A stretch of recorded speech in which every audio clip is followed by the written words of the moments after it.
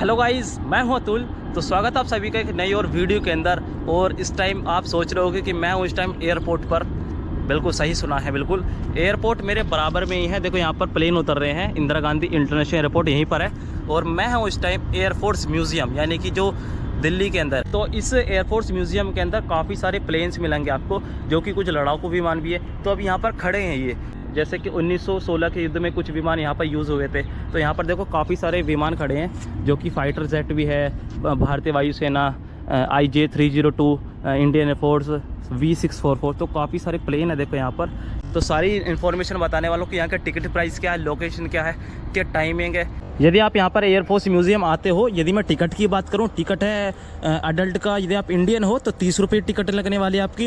यदि आपका बच्चा 3 साल से लेकर 12 साल का है तो आपकी टिकट लगने वाली है 15 रुपये। यदि आप अडल्ट हो, फोनर्स हो, तो आपकी 100 रुपये टिकट लगने वाली है। और यदि फोनर्स का बच्चा 3 साल से 12 साल तक का है, उसकी 50 रुपये लगने वाली है।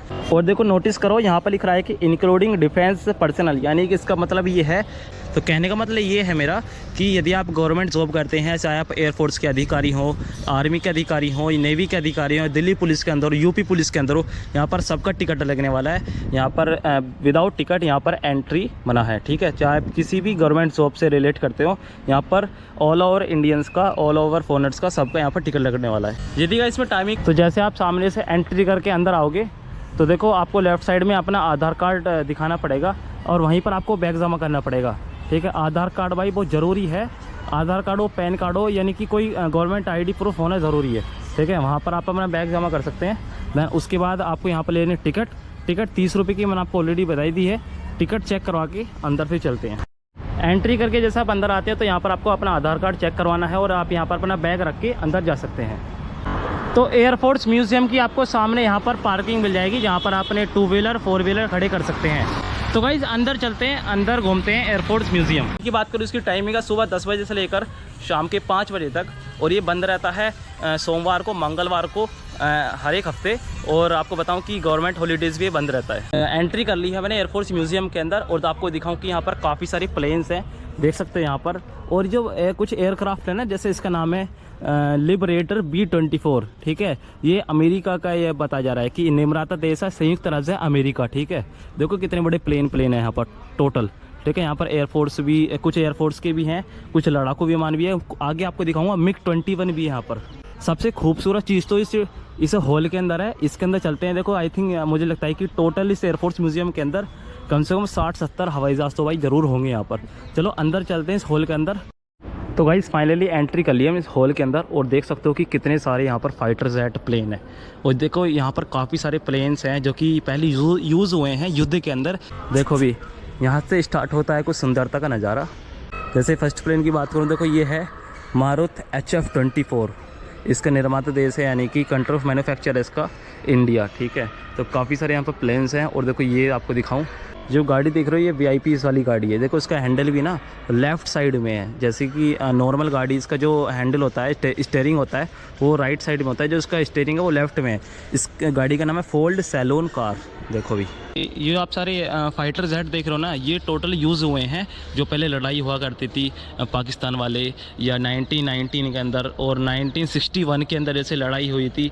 और ये UK कंपनी ने बनाया है। और ये जो चलता है 1150 किलोमीटर प्रति घंटे की स्पीड से चलता है। और इसकी जो रेंज है ना, ये मारने वाली रेंज है, यानी कि जैसे बम छोड़ते हैं फाइटर जेट है ना, 620 किलोमीटर की रेंज को कवर करके युद्ध करता है। तो देख सकते हो कि यहाँ पर काफ़ी सारे प्लेन्स हैं जिनकी अलग अलग कंपनी ने बनाया है। अलग अलग सबकी स्पीड है, अलग अलग अपना सबका काम है इनका। जैसे इसकी बात करूँ, देखो यहाँ पर लिख रहा है कि 882 किलोमीटर, ठीक है। और इसकी रेंज रहने वाली है 1963 किलोमीटर। अरे वाह, कम से कम 2000 किलोमीटर की लपेट के अंदर ये मार सकता है भाई, ठीक है। इधर भी देख सकते हो, यहाँ पे लिख रहा है बी वेयर ऑफ ब्लास्ट, यानी कि यहाँ से ब्लास्ट करता है जब ये उड़ता है फाइटर जेट। तो यहाँ से सावधान रहना चाहिए। तो भाई जो सारे प्लेन्स है ना, ये पहले यूज़ हुए हैं युद्ध के अंदर। जैसे कोई 1961 के अंदर यूज़ हुआ था, कोई 1919 के अंदर। देखो इसका नाम है कृषक, इस फाइटर जेट का नाम है। और इसकी जो पीरियड ऑफ ऑपरेशन रहा है 1965 से लेकर 1977। और ये 210 किलोमीटर की प्रति घंटे की स्पीड से दौड़ता है भाई, ये वाला उड़ता है मतलब, ठीक है। तो काफ़ी सारे यहाँ पर प्लेन्स है जो फाइटर जेट है, जिनका सबका अलग अलग यूज़ है, और कुछ पहले बन चुके हैं, कुछ जिनका पीरियड ऑफ टाइम है 1965 से 1977 तक हुआ है। और यदि मैं इसकी बात करूँ तो ये यूके कंट्री ऑफ मैन्युफैक्चर इसका यूके है, जो कि 1944 से लेकर 1957 तक इसका पीरियड ऑफ ऑपरेशन है इंडियन एयरफोर्स के अंदर। तो भाई इस तरीके का प्लेन आपने फर्स्ट टाइम देखा होगा, यानी कि फाइटर जेट। देखो कितने सारे यहाँ पर इनकी पंखड़ी जो है ना, देखो किस तरीके से है, मुझे तो समझ में नहीं आ रहा है इनका क्या यूज़ होता होगा इस तरीके से। और देखो भाई मतलब सबकी पोजीशन अलग अलग है, कोई इस तरीके से है, कोई इस तरीके से है, कोई इस तरीके से है। ये बनाया है, इसका नाम है लाइसेंडर MK2, और इसका मैन्युफैक्चर देश है यूके वेस्टलैंड, उसने बनाया है ये। इसकी स्पीड रहने वाली है 368 किलोमीटर प्रति घंटे की स्पीड से ये दौड़ता है, ठीक है। रेंज है इसकी 965 किलोमीटर की रेंज को कवर करते भाई मार देता है। देखो उधर छोटे छोटे यहाँ पर इंजन रखे हैं, वो आप सामने देख रहे हो ना, ये टोटल इंजन है। देखो कुछ फाइटर जेट इस तरीके के होते हैं जिनके आगे कुछ पंखड़ी होती है ना, वो इस तरीके से भी होते हैं, और कुछ अलग होते हैं, कुछ सेम है। देखो इसकी केवल 2 ही पंखड़ियाँ हैं, और कुछ की अलग हैं, कुछ का शेप अलग बनी हुई है, कुछ की शेप अलग है।